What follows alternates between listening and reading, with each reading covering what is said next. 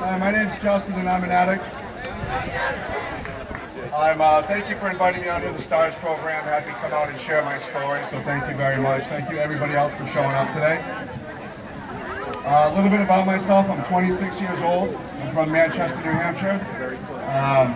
I grew up in an upper middle class house.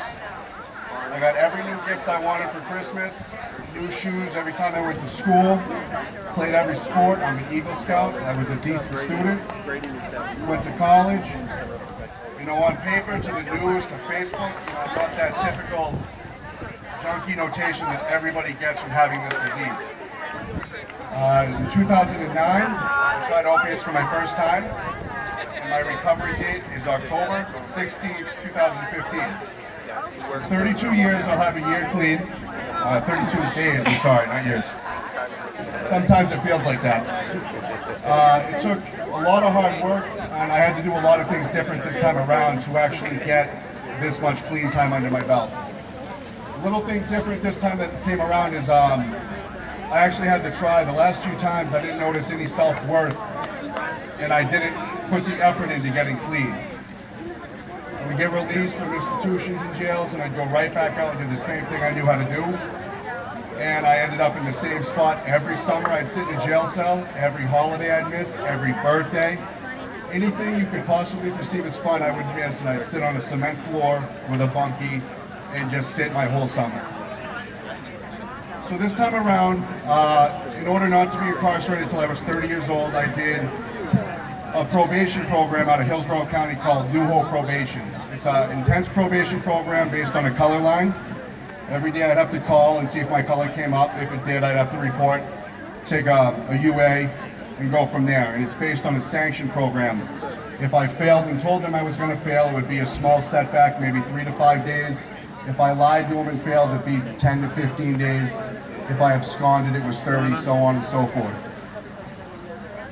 Also, something different with the program is I had a guidance counselor and a PO that I would meet with monthly. And this program provided me some structure and guidance. I really didn't do well on my own in a bunch of free time. I would just go out there and I'd stumble on my own feet and I'd be out there using right back again. Thank you. So the thing different this time is the program held me accountable. It gave me guidance and structure that I needed, and they sent me on my way. Now, most people would think that's enough to keep you clean. It wasn't. I still had nothing. When I came out, I had nowhere to live, no job, no clothes, no food. I was still lucky enough to have a few people still in my life, my immediate family. But this time around, they were all done. I could tell that the seriousness in the way they told me they were not going to watch me kill myself. And I knew that I wasn't going to be able to manipulate my way into having them enable me in this disease. So I had to make some changes. So my family set me up in a rooming house in Manchester for 2 weeks until I got my first paycheck.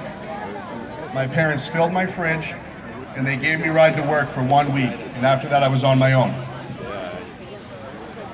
After that 1 week, I found a ride at my job. After 2 weeks when my paycheck kicked in, I was able to fill my own fridge, pay my mom back week by week for the rent that she did pay, and then the rent was on me. That was 11 months ago. I've been clean ever since. Thank you. Now, there's a couple things I still did do this time around that I did the first few times that didn't work. I went to my meetings, I shared, and I got involved. Now that I had the tools to succeed and actually do this, I had to see the self-worth for myself. I didn't get clean for my son. I didn't get clean for my family. And a lot of people think that's an awful thing to say. I had to get clean for myself. I had to do this on my own. In the times before that this didn't work, I didn't see self-worth in myself. I didn't have anything, so there was nothing to lose. And that made the decision extremely easy because I knew what I was doing out there before and I just kept on going back at it.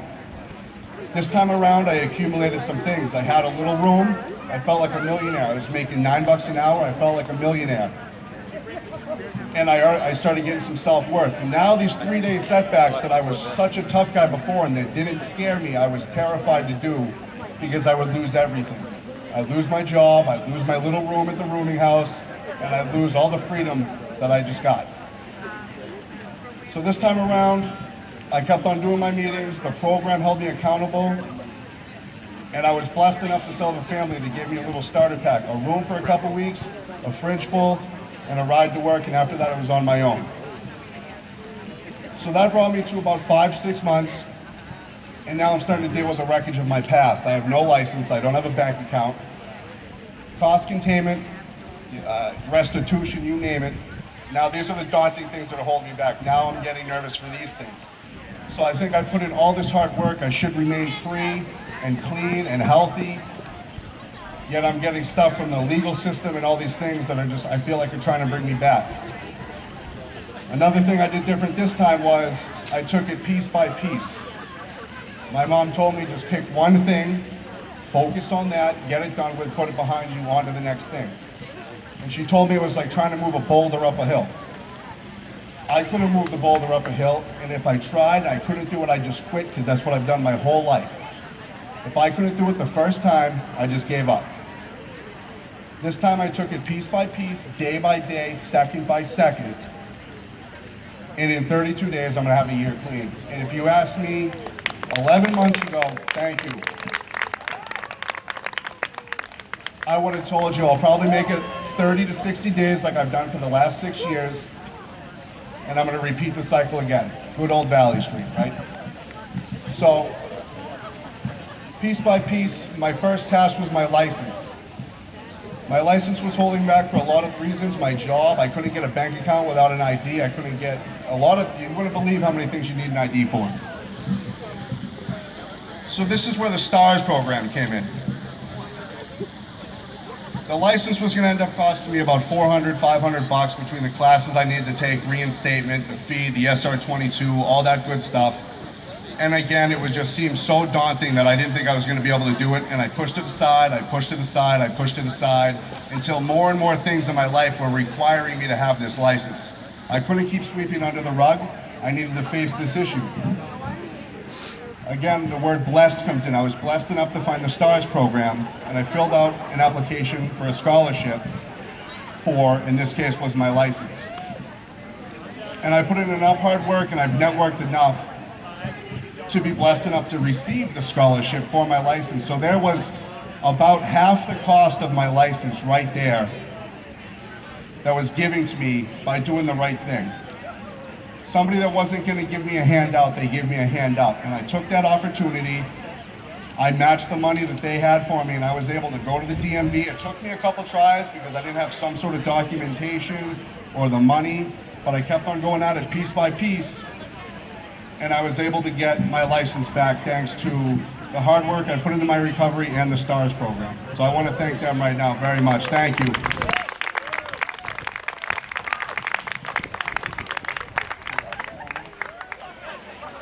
Awesome.